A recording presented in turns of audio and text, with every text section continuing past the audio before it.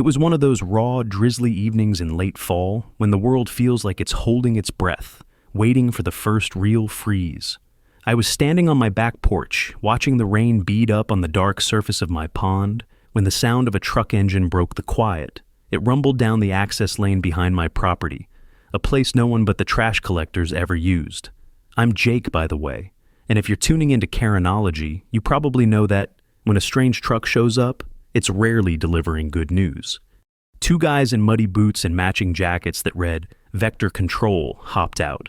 They didn't knock on my door, didn't even glance toward the house. They headed straight for my pond, dragging a heavy gas-powered pump behind them. I set my coffee mug down and stepped out into the damp air. The chill went right through my sweater. "Can I help you, gentlemen?" I asked. My voice was calm, but every nerve ending was on high alert. You learn that instinct after 30 years as a fire inspector. You learn to smell trouble before you see the smoke. The taller one, a guy with a weary face and a week's worth of stubble, grunted. "We're here to drain the pond. Homeowners Association order." He didn't look me in the eye. He was already fumbling with the intake hose. The other guy, younger and jumpier, was yanking the starter cord on the pump. The engine sputtered, coughed out a plume of blue smoke, and roared to life. The noise was obscene in the evening quiet. It was a declaration of war. "I think you've made a mistake," I said, walking closer. "This is private property. You're not draining anything." The older guy finally looked at me. His eyes were flat, tired of arguments just like this one. "No mistake, pal. We got a work order. Your pond's been declared a mosquito nuisance. It's a health code violation." I stepped between them and the water's edge. It wasn't a big pond. My late wife, Claire, had designed it. It was lined with smooth river stones and fed by a small, constant spring. It was the heart of my small backyard, the one place that still felt like her. "Turn it off," I said. It wasn't a request. The younger one looked at the older one, uncertain. That's when it happened. Maybe he really did slip on the wet grass. Maybe it was a message. The older guy stumbled, letting go of the heavy pump. It toppled over, landing with a sickening crack right on the granite coping stone Claire had picked out herself. A spiderweb of fractures shot across the polished surface. The sound cut through the engine's roar. A hot wire touched a nerve deep inside me. I felt my hand go to my pocket, closing around a cool, heavy piece of metal. It was my old pressure gauge, a vintage brass and glass manometer, the one that got me fired, the one that told a truth nobody wanted to hear. Funny how we carry our failures with us, isn't it? Have you ever had an object that just takes you right back to the worst day of your life? The engine died. The younger guy had hit the kill switch, his eyes wide. The silence that followed was louder than the noise. There was just the drip of rain from the eaves and the smell of ozone and wet earth. "Now look what you did," I said, my voice dangerously quiet. The older worker just shrugged. He wasn't sorry. He was annoyed. "Accidents happen. Now, are you going to let us do our job, or do we have to call the sheriff?" I took a step forward. I'm not a big guy, but I know how to stand my ground. "You'll do nothing. You've caused property damage and you're trespassing. Get your equipment and get off my land. Now." He held my gaze for a long moment, weighing his options. He saw something in my eyes, I guess. Something that told him I wasn't bluffing. He nodded to his partner. They started packing up, dragging the pump back toward their truck, their boots sucking at the mud. As they were about to leave, the older one turned back. He pointed a greasy finger, not at me, but at the pond.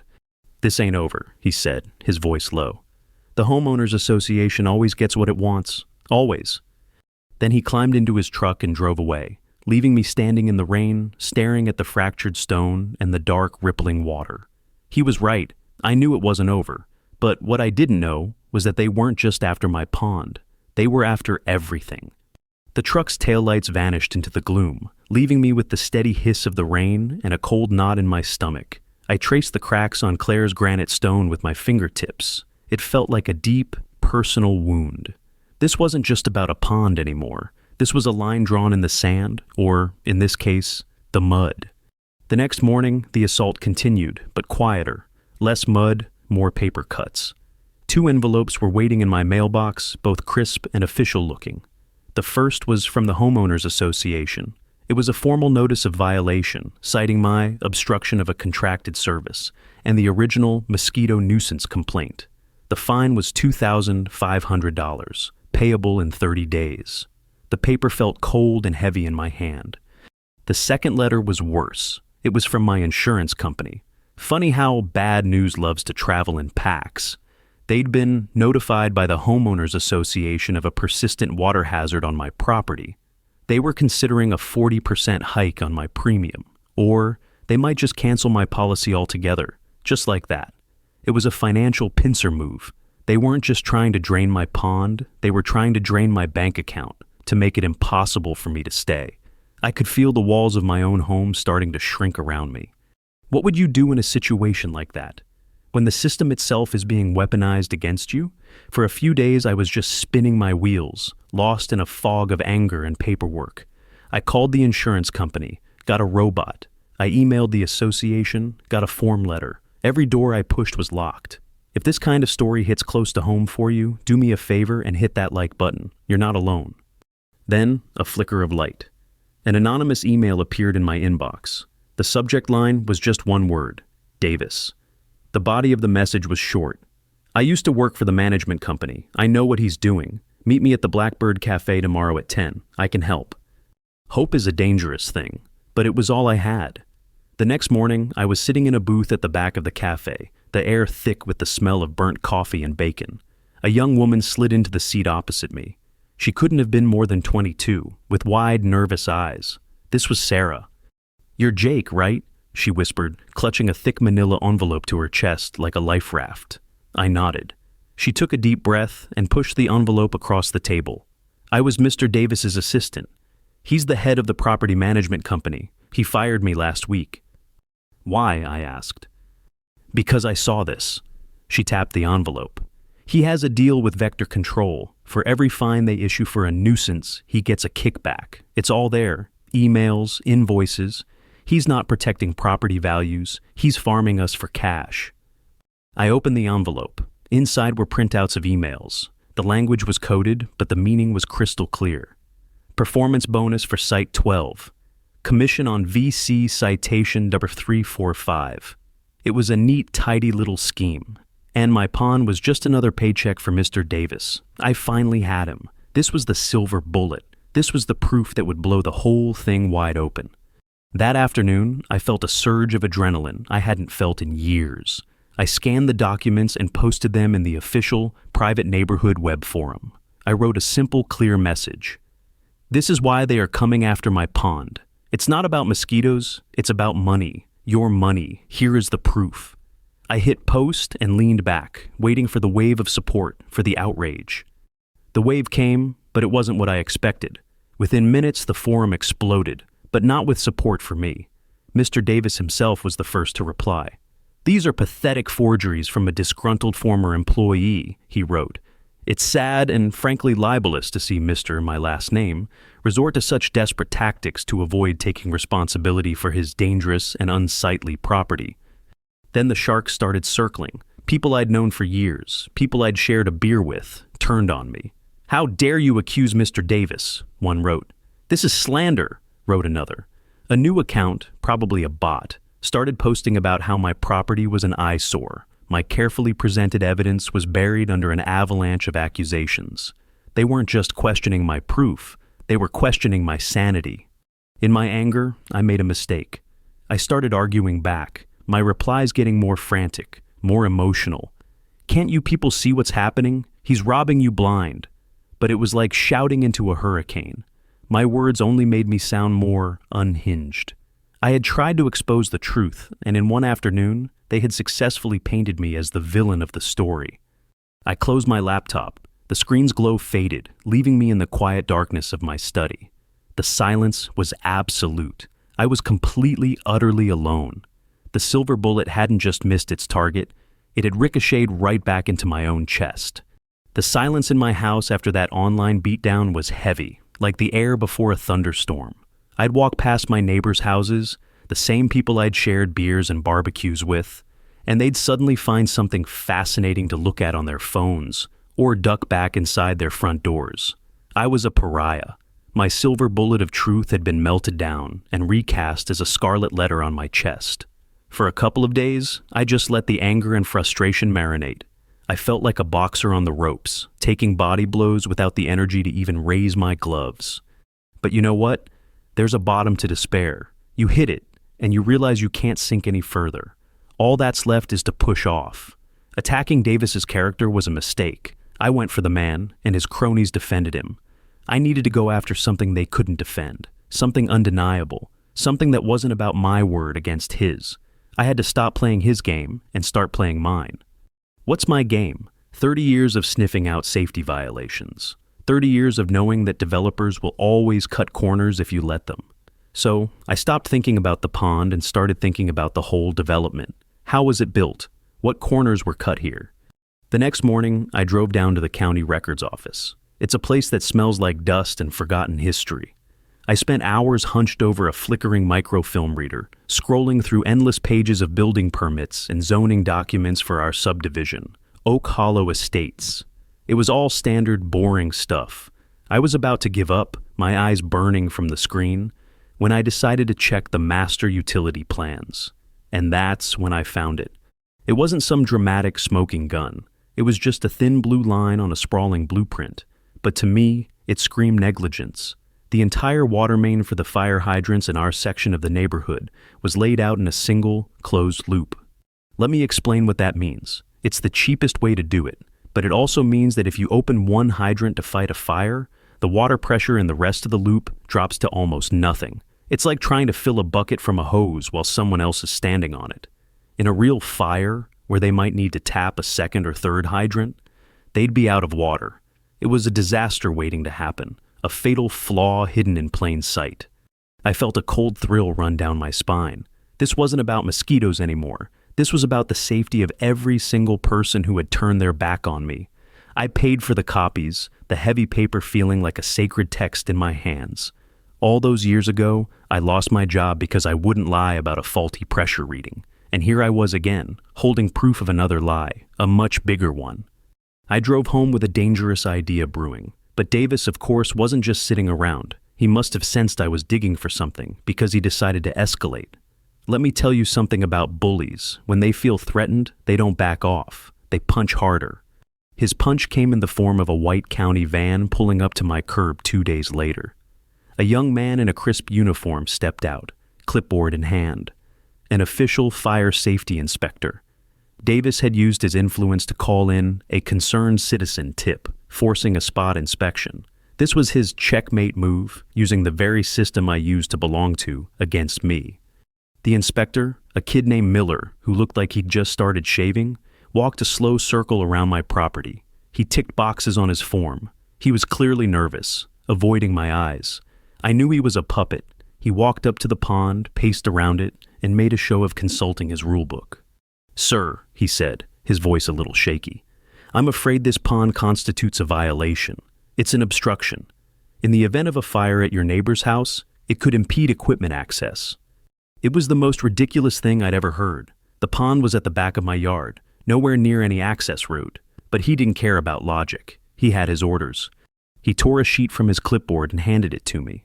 An official correction order. I had 15 days to begin remediation. That was their fancy word for filling it in. Davis had won.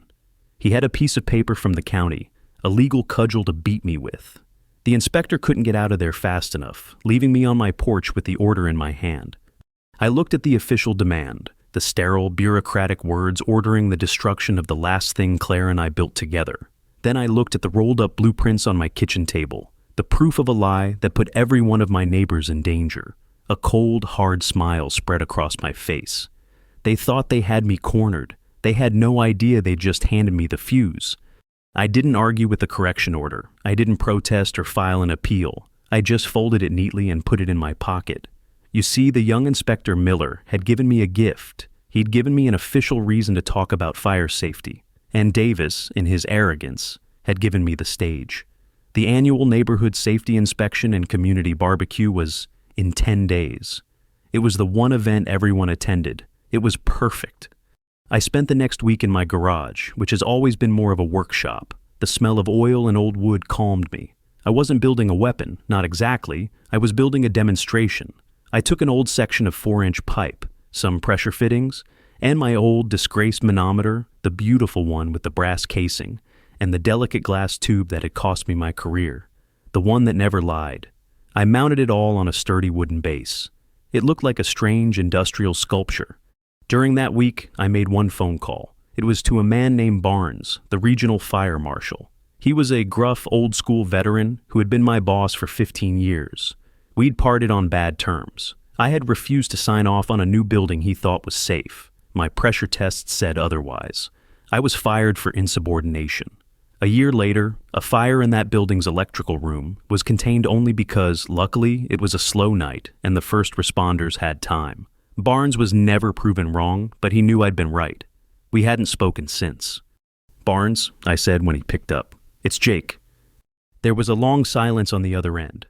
"I know who it is," he finally grumbled. "What do you want?" I didn't beat around the bush. I told him about the single-loop water main in my neighborhood. I told him about the correction order for my pond. I didn't ask for help. I just said, "The annual inspection is Saturday at noon. I'm going to be running a live pressure test. Thought you might want to see the results." I could almost hear the gears turning in his head. Barnes was a man who respected hard facts above all else. "I'll think about it," he said, and hung up. That was more than I'd hoped for. Saturday arrived bright and crisp, a perfect autumn day. The community park was filled with families. The air smelled of grilled hot dogs and freshly cut grass.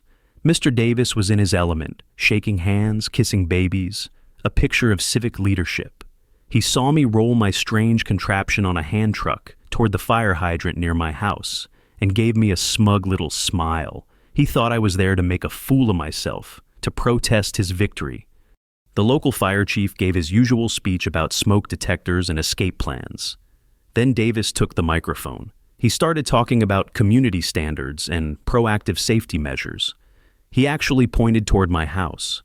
"For example," he said, his voice dripping with false concern, "we've identified a significant safety hazard on one of our properties, a large, unpermitted water feature that obstructs emergency access. But rest assured, we have taken decisive action to have it removed." That was my cue. I walked up to the edge of the crowd. "Mr. Davis," I called out. My voice was steady, and it carried in the still air. "You're right. Fire safety is the most important thing. So I'd like to conduct a little public safety demonstration, with the chief's permission, of course." All eyes turned to me. The fire chief, a man I knew professionally, looked intrigued. "What kind of demonstration, Jake?" "A simple pressure test," I said, patting my device. "The county says my pond is an obstruction. I want to make sure that our primary safety system, our fire hydrants, are fully operational. After all, if they work perfectly, then a small pond is hardly a concern, right?" Davis's smile faltered. He couldn't object without looking like he was against fire safety. The chief, smelling a bit of drama, shrugged and gave me a nod. "Go ahead." I attached my device to the hydrant closest to my house. Then I turned to the fire crew. "Chief, could I ask you to open the hydrant at the far end of the street, down by the main entrance?" A young firefighter jogged off to do it. The crowd murmured, curious. Davis was starting to look pale. A moment later, we heard the distant hiss of water. I looked down at my manometer. The needle, which had been steady, began to tremble. Then it dropped and dropped. It didn't stop until it was hovering just above zero. A collective gasp went through the crowd. I let the silence hang in the air for a moment. "There it is, folks," I said, my voice ringing out. "That's our fire protection. One open hydrant and the water pressure for the rest of the neighborhood is gone. A complete system failure." I disconnected my gauge and turned to face the stunned crowd. "They tell you my pond is the problem, a water hazard. Let me tell you what the real hazard is. It's a developer who cut corners to save a buck, and a management company that never bothered to check." I pointed a finger, not at Davis, but at my own house. In a real fire, when that hydrant runs dry, the only backup water source on this entire street for the fire engine's pump is my mosquito nuisance of a pond. The world seemed to stop. The smell of hot dogs was gone. There was only the stunned silence of my neighbors, staring at the useless hydrant, then at my pond, then at the man who had been promising to keep them safe. The truth, like water, had finally found its level. And in that moment, I could see Mr. Davis's little empire beginning to crumble. The calm before the storm was a lie I could no longer afford to believe. That single damning piece of paper, The fire inspector's correction order wasn't a weapon against me anymore. It was an invitation to the one place where everyone had to listen, the annual neighborhood safety inspection. This was Davis's home turf, his stage, and I was about to burn the whole theater down. I spent the next 10 days not in my lawyer's office, but in my garage. It's always been my sanctuary, a place that smells of sawdust and motor oil. I wasn't building a bomb. I was building something far more dangerous, a truth-telling machine. I took a length of 4-inch pipe, some pressure fittings, and my old nemesis, the beautiful brass-cased manometer that got me fired years ago. The one that never lies. I mounted it all on a sturdy wooden base. It was my secret weapon, hiding in plain sight. I made one phone call to a man named Barnes, the regional fire marshal, my old boss. We hadn't spoken in years, not since I refused to sign off on a building I knew was a death trap. He never admitted I was right, but he knew. "Barnes," I said, "it's Jake." The silence on the line was heavy with history. I told him about the single-loop water main. I told him I was running a live pressure test at the annual inspection on Saturday. I didn't ask for his help. I just laid the facts out. "Thought you might want to see the results," I finished. He grunted. "I'll think about it," and hung up. It was more than enough. The day of the inspection was beautiful, crisp, and sunny. The park was full of families, the air thick with the smell of barbecue. Davis was in his element, a king surveying his little kingdom. He saw me roll my strange contraption over to the hydrant near my house and gave me a smug, dismissive smile. He thought I was there to make a scene, a final, pathetic protest. He had no idea what was coming. After the local fire chief gave his usual speech, Davis took the mic. He talked about proactive safety measures, and then he pointed a finger right at my house. "For example," he said, his voice oozing false concern, "we've identified a significant hazard on one property, but rest assured, we have taken decisive action." That was my cue. "Mr. Davis," I called out, my voice clear and steady. "You're right, safety is everything. So I'd like to conduct a public safety demonstration." The crowd quieted. Davis was trapped. He couldn't refuse without looking like he was hiding something. The fire chief, intrigued, gave me a nod. I explained what I was about to do. I asked the chief to have one of his men open the hydrant at the far end of the street. As the young firefighter jogged off, a hush fell over the crowd. A moment later, we heard the distant hiss of water. All eyes went to my device. The needle on my manometer, which had been steady, trembled. Then it plunged, down, down, down, until it quivered just above zero. A collective gasp rippled through the crowd. "There it is, folks," I said, my voice ringing with the authority I thought I'd lost forever. "That's our fire protection. One open hydrant, and the pressure for the entire street is gone. A catastrophic system failure." I let the silence hang there, heavy and damning. "They tell you my pond is the hazard. The real hazard is a developer who cut corners, and a management company that never bothered to check." I pointed toward my house. "In a real fire, when that hydrant runs dry, the only backup water source on this street for the fire engine's pump is my mosquito nuisance of a pond." The world stopped. The smell of barbecue vanished. There was only the stunned silence of my neighbors, their faces a mixture of shock and dawning horror. They were looking at the useless hydrant, then at my pond, then at the man who had promised to keep them safe. And in their eyes, I saw Davis's entire world turning to ash. His smug smile had melted into a mask of pure panic. The fight was no longer just mine. It was ours. That public demonstration didn't just expose a faulty water main. It exposed the rot at the heart of our Homeowners Association. Davis's panicked face was a crack in the dam, and now the water was starting to pour through. People were angry. They were scared. And for the first time, they weren't looking at me as the source of the problem. They were looking at the man who had lied to them. The aftermath was a whirlwind. My phone started ringing again, but this time it was neighbors. Apologetic neighbors, curious neighbors, angry neighbors. The community web forum, once a tool of my humiliation, became a platform for rebellion. People started sharing their own stories of arbitrary fines and strong-arm tactics from Davis's management company. It turned out my fight was just the tip of the iceberg. But a cornered animal is a dangerous one. Davis and the association board didn't just roll over, they doubled down. The next day, a certified letter arrived. A new special assessment was being levied on the entire community to fund an emergency overhaul of the fire suppression system. It was a breathtakingly cynical move. He was going to force the community to pay for the corner cutting of the original developer, a developer I soon discovered was a silent partner in Davis's own side company. He was trying to profit from his own negligence. And to add insult to injury, the letter also stated that the correction order for my pond remained in effect. In their twisted logic, my pond was still an obstruction, and now, more than ever, it needed to be removed to make way for the necessary upgrades.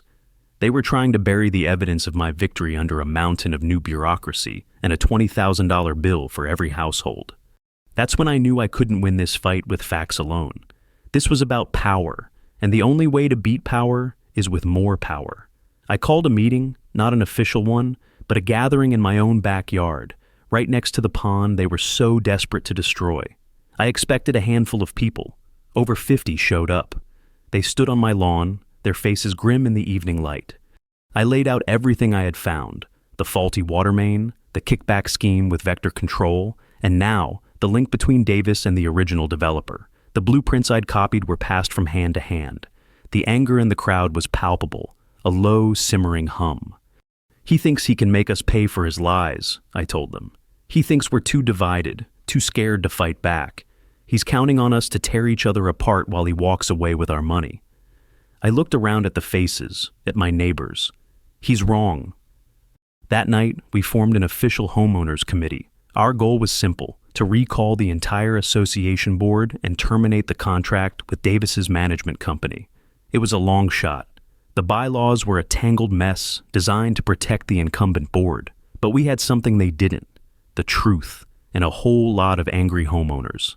We also had an unexpected ally. The young fire inspector, Miller, the one who'd handed me the correction order, contacted me privately. "What you did at that inspection? People are talking about it downtown," he said, his voice quiet. "My boss isn't happy with how that went down. He's opening a formal review of the whole development's initial certifications. He'd been a pawn, but now he was pointing us toward the king. It felt like the final pieces of a puzzle were snapping into place.